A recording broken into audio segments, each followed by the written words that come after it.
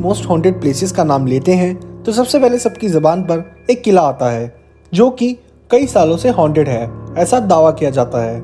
इस किले का इतिहास ही इस किले को हॉन्टेड बनाता है। साथ ही इस जगह पर कई पैरानॉर्मल टेस्ट हो चुके हैं। तो चलिए दोस्तों शुरू करते हैं आज का हॉन्टेड सफ़र। भानगढ़ का किला।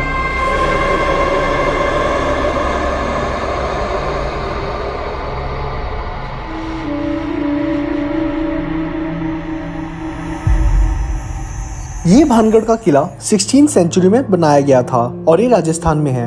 राजस्थान में रहने वाले लोग इसके इतिहास से वाकिफ हैं, इसलिए वो रात में तो क्या यहाँ दिन में भी जाना पसंद नहीं करते। गांव के लोग नहीं जाते हैं। गांव के लोग में शाम की 6 बजने के बाद में कोई भी नहीं जाता है, यहाँ नो एंट्री है।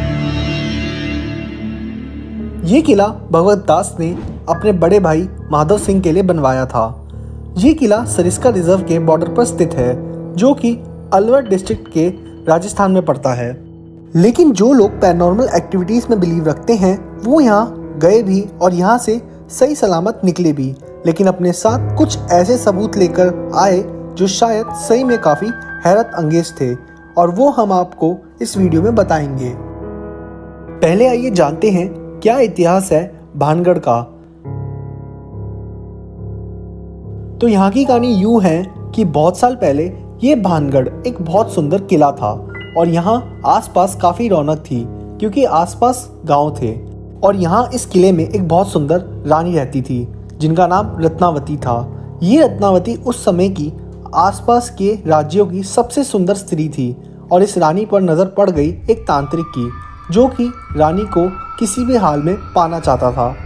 उसे पता था अगर वो रानी से सीधा इजहार करेगा तो उसे मार दिया जाएगा, इसलिए उसने काले जादू को अपनाने का रास्ता चुना। रानी रत्नावती को अपनी सहेलियों के साथ बाजार जाना बहुत पसंद था। एक दिन एक इत्तर में काला जादू करके उस इत्तर को रानी तक पहुंचाने का उस तांत्रिक ने सोचा, इसलिए मौका देखकर वो तांत्रिक बाजार में इत्तर बेचने निकला और किसी तरह रानी को वो इत्तर बेचने में सफल हुआ। उस इत्तर में काला जादू किया हुआ था जिसका असर कुछ यूं होता कि जो भी वो इत्तर को लगाएगा वो तांत्रिक की ओर खींचा चला जाएगा। इत्तर लेकर रानी अपने महल पहुंची और उस इत्तर को इस्तेमाल करने ही वाली थी कि इत्तर के काले राज रानी तक पहुंच गए और उस इत्तर की बोतल को उस रानी ने पहाड़ पे गिरवा दिया, जिसके कारण एक बड़े पहाड़ का टुकड़ा उस तांत्रिक की ओर खींचा चला गया और तांत्रिक उस पहाड़ के नीचे आकर मर गया। पर कहते हैं कि उस ज़माने में अगर कोई किसी को श्राप देता था तो श्राप का बहुत बड़ा असर होता था। मरने से पहले उस बाबा ने श्राप दिया कि भानगढ़ कभी खुश नहीं रह पाएगा और जो भी इस किले में या इस किले के आसपास बसने आएगा वो कभी यहाँ रह नहीं पाएगा। उन बातों का असर कुछ यूँ हुआ कि भानगढ़ पर कुछ दिन बाद हमला हो गया और वहाँ कई लोग मारे गए। उसके बाद यहाँ कोई बस नहीं पाया। एक और कहानी है जो बड़ी ही फेमस है और वो ये है कि यहाँ पर एक चुड़ैल थी जो रत्नावती की सुंदरता से बड़ी ही नफरत करती थी और वो रत्नावती को मारना चाहती थी, इसलिए उसने काला जादू किया रत्नावती पर और वो जादू उस चुड़ैल पर ही भारी पड़ गया। उस दिन के बाद से यहाँ आसपास उस चुड़ैल का साया है और उस चुड़ैल ने यहाँ रहने वालों का जीना मुश्किल कर दिया। एक और कहानी जो बहुत फेमस है जिसे आसपास के लोग बहुत मानते हैं वो ये है कि भानगढ़ बनने के बाद यहाँ एक बाबा रहने आया जिसने एक श्राप दिया कि अगर किसी ने उसके घर से बड़ा घर बनाया या किसी के घर की छाया उस बाबा के घर पर पड़ी तो उस दिन से भानगढ़ का विनाश शुरू हो जाएगा। ये सारी बातें कितनी हद तक सच है ये तो आज हम भानगढ़ की हालत देखकर बता ही सकते हैं, लेकिन क्या हालत हुई होगी भानगढ़ के पास रहने वाली जनता की, इस बात की सच्चाई तो हमें नहीं पता कि आखिर क्या हुआ भानगढ़ के साथ जिसकी वजह से ये पूरा उजड़ गया और इस कदर उजड़ा कि दोबारा कभी बस ही नहीं पाया। यहाँ भानगढ़ में कुछ पैरानॉर्मल है, इन बातों को यूं ही नहीं कह सकते जब तक यहाँ पर पैरानॉर्मल टेस्ट ना हो, इसलिए यहाँ बहुत पैरानॉर्मल टेस्ट हुए जिसमें कई इन्वेस्टिगेटर्स यहाँ रात को रुके और सच जानने के लिए हॉन्टेड फैक्ट्स उन्होंने अपने इक्विपमेंट्स के थ्रू इकट्ठे किए। यहाँ कई न्यूज़ चैनल ने न्यूज़ कवर की और किसी न किसी पैरानॉर्मल इन्वेस्टिगेटर के थ्रू यहाँ रुके। आज तक की टीम यहाँ 2 बार आ चुकी है और इस किले में रात को रुककर उन्होंने बहुत सबूत इकट्ठे किए हैं। आइए जानते हैं क्या किस्से कहानियां हैं जो किले को हॉन्टेड बनाते हैं।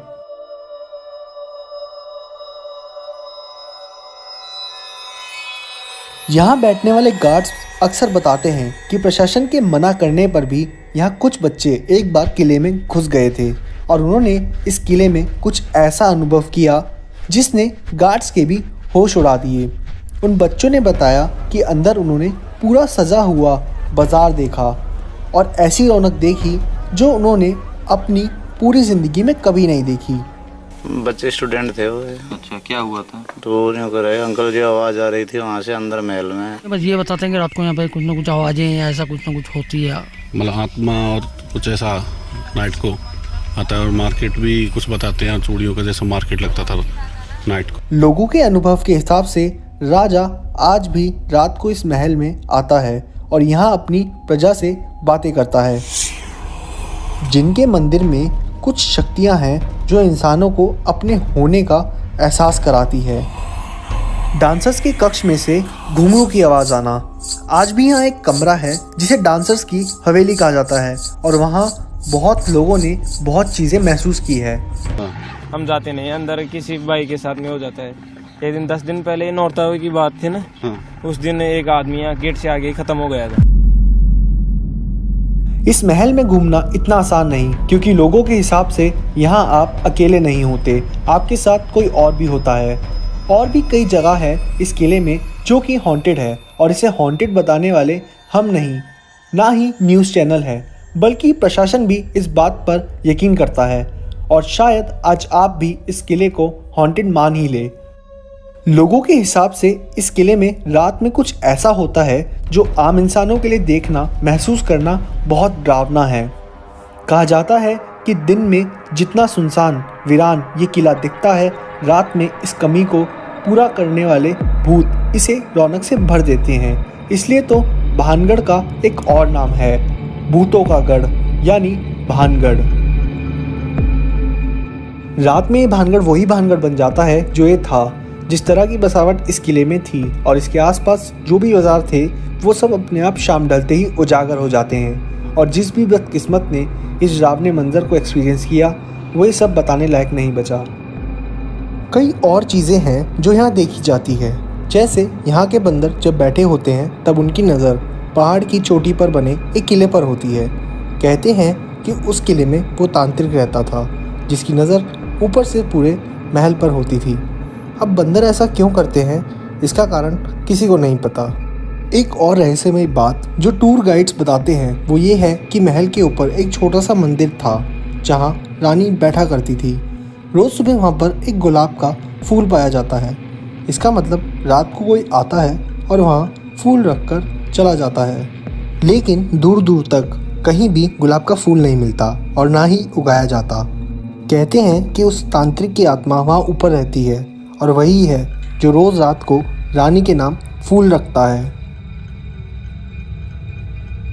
आइए अब देखते हैं न्यूज़ वालों ने पैरानॉर्मल इन्वेस्टिगेटर्स के साथ मिलकर क्या सबूत इकट्ठे किए।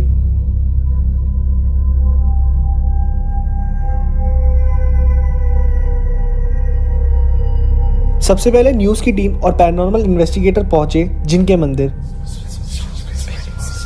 इस जिन के मंदिर में लोगों का ये मानना है कि आज भी यहाँ जिन रहते हैं। हैरत अंगेज की बात यह है कि यहाँ का वातावरण हमेशा खुशबू से भरा रहता है और ऐसा माना जाता है कि जिन्नों को खुशबू बहुत पसंद होती है। यहाँ की खुशबू क्यों बदल रही है? जैसे मैंने आपको बताया, ये जिन्नों का अभी भी ये जिन्नों की गुफा मानते हैं, तो यहाँ अभी भी आज भी अगरबत्ती हो या धूप हो, ऐसे कुछ ये जिन्नों को प्रसन्न करने के लिए आज भी इस्तेमाल किया जाता है। इस कमरे का हाल बताएं तो इस कमरे में सिर्फ आकृति है जो दीवारों पे बनी है। यहाँ पर आज तक की टीम का कोई भी इंस्ट्रूमेंट वर्क नहीं करा, पर आगे एक गुफा थी जिसमें सिर्फ अंधेरा था। जहाँ जाने की कोशिश पैरानॉर्मल इन्वेस्टिगेटर ने की तो वहाँ पर चमगादड़ों ने उन पर हमला कर दिया। इन्वेस्टिगेटर्स चमगादड़ों को नुकसान नहीं पहुंचाना चाहते थे, इसलिए उन्होंने यहाँ की इन्वेस्टिगेशन रोक दी और वो आगे बढ़े।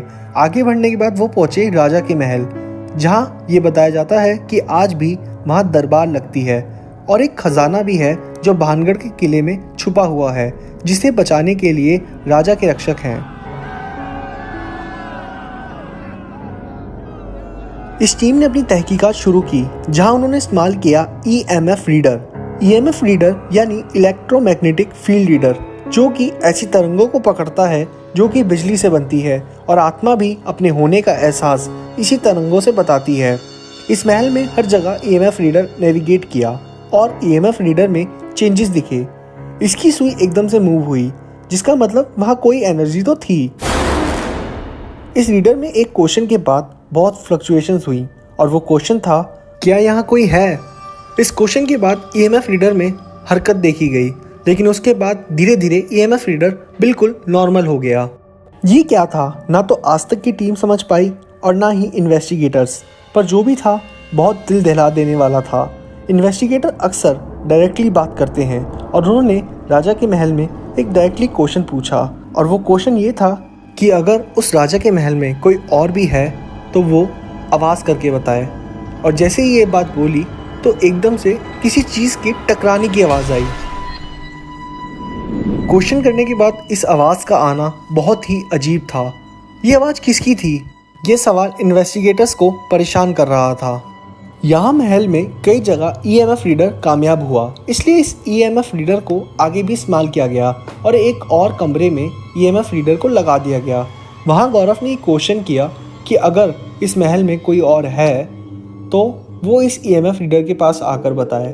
और जैसे ही ऐसा एक क्वेश्चन बोला गया, उसके बाद ही EMF रीडर में फ्लक्चुएशन हुई, जैसे कि कोई नेगेटिव एनर्जी उस EMF रीडर के पास आई हो। ये फ्लक्चुएशंस EMF रीडर में होना बहुत ही अजीब था और ये सब तो पैरानॉर्मल एक्टिविटीज़ को इशारा कर रहा था। अब एक बात जो डांसर्स की हवेली में सुनाई देती है वो थी घुंघरू की आवाज़ें, और इस कमरे में सच में वो आवाज़ें आज तक की टीम ने नोटिस की।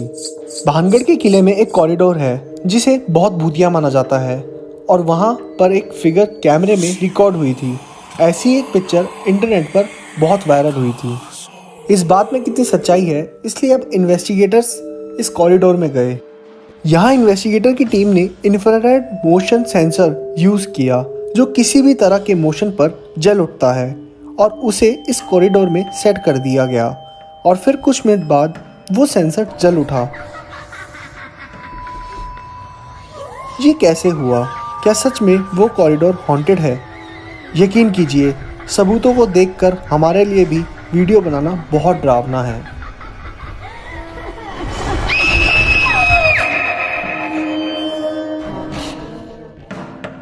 जी न्यूज़ ने भी इस किले में स्टे किया और यहाँ से कुछ सबूत इकट्ठे किए। इन सबूतों में इन्वेस्टिगेटर्स ने अपने आप को कई जगह सफोकेटेड पाया, ठंडा महसूस किया, जिसका कारण नेगेटिव एनर्जीज हो सकती हैं। उन्होंने कई जगह इस किले में रूम टेम्परेचर के चेंजेस देखे। अब ये सब इस किले को हॉन्टेड बनाता है, लेकिन इस बीच साइंस इसे गलत बताती है। आइए साइंटिफिक रीजन जानते हैं कि ऐसा क्यों होता है। क्यों EMF रीडर यहाँ अक्सर फ्लक्चुएट होते हैं? क्यों यहाँ पर कई बार लोग अपने आप को सफोकेटेड पाते हैं? क्यों रूम टेम्परेचर में यहाँ चेंजेस नोटिस किए जाते हैं? दरअसल साइंस ये बताता है कि पहाड़ों से पानी किले के नीचे से जाता है, जिसके कारण वहाँ अक्सर पानी की आवाज़ें सुनाई देती है और उन आवाज़ों को अक्सर भूतिया समझा जाता है। दूसरी बात, ये किला बहुत साल पुराना है और ये लाइमस्टोन से बनाया गया है, जिसके अंदर मिनरल्स में मूवमेंट होती है। उसी की वजह से इलेक्ट्रोमैग्नेटिक फील्ड्स बनती है और EMF रीडर उन एनर्जीज को डिटेक्ट करता है। कि जो भी मिट्टी और जिस चीज़ से बनी हुई है भानगढ़ का किला, इसमें मिनरल्स काफ़ी हैं, और मिनरल यानी लाइमस्टोन इस टाइप की जो भी मिनरल्स होते हैं उसकी वजह से इलेक्ट्रोमैग्नेटिक फील्ड बनता है। हो सकता है इस मिनरल की वजह से कई जगह हमें इलेक्ट्रोमैग्नेटिक फ्लक्चुएशन मिल रहा हो, लेकिन जैसा हमने दूसरी जगह पे देखा है ऑन कमांड जलना, वैसा कहीं कुछ नहीं मिला है। रूम टेम्परेचर का कारण यहाँ की ओपन विंडो को बताया जाता है। इस महल में बहुत सारी ओपन विंडो है, जिसके अंदर से हवा आती जाती रहती है और शायद इसी वजह से रूम टेम्परेचर में चेंजेस देखे जाते हैं। बहुत से लोग इलेक्ट्रोमैग्नेटिक फील्ड से आने वाली रेस को सहन नहीं कर पाते, इसलिए वो लोग सफोकेटेड फील करते हैं। उसी को फिर समझते हैं कि मेरा गला दबा रहा है। जैसे क्या होता है, यहाँ पे आप आओगे ना, अब जैसे आपने देखा होगा श्रिंकिंग, जैसे अगर आप कहीं पर ऑक्सीजन कम कर दें तो चॉकिंग फीलिंग होगी ना आपको, तो ये चॉकिंग फीलिंग होने लगती है यहाँ पे। जैसे हम यहाँ पे एंटर करते हैं ना, हमें ऐसा लगता है कि जैसे हमारा गला कोई दबा रहा हो, तो लोगों को क्या लगता है कि कोई आगे हमारा गला दबाता है यहाँ पे, जो कि वो एक्चुअल में कोई आउटर एनर्जी आके नहीं दबा रही है, बल्कि it is an lack of oxygen. और लेकिन इन रीजंस को देखने के बाद भी एक सवाल आपके मन में और हमारे मन में भी था। प्रशासन और ASI यानी आर्कियोलॉजिकल सर्वे ऑफ इंडिया की माने तो यहाँ रुकना मना क्यों है? उसका भी एक रीज़न है जो साइंटिफिक है और कई हद तक लॉजिकल भी है। ये किला अलवर जिले में पड़ता है और ये सिरस्का बॉर्डर पर है, जिसकी वजह से कई बार आसपास के इलाकों में तेंदुआ देखा गया है। तेंदुआ, सांप और भी जंगली जानवर आसपास देखे जाते हैं। यही नहीं, कई बार किले में लोगों ने सांप देखा है, जो कि एक खतरा बन सकता है रात के अंधेरे में आने वालों के लिए। साथ ही यहाँ कोई बिजली की सप्लाई नहीं है और ना ही इतना स्ट्रॉन्ग नेटवर्क है, जिसके कारण अगर कोई यहाँ मुसीबत में फंसता है तो उसका बचना बहुत मुश्किल है।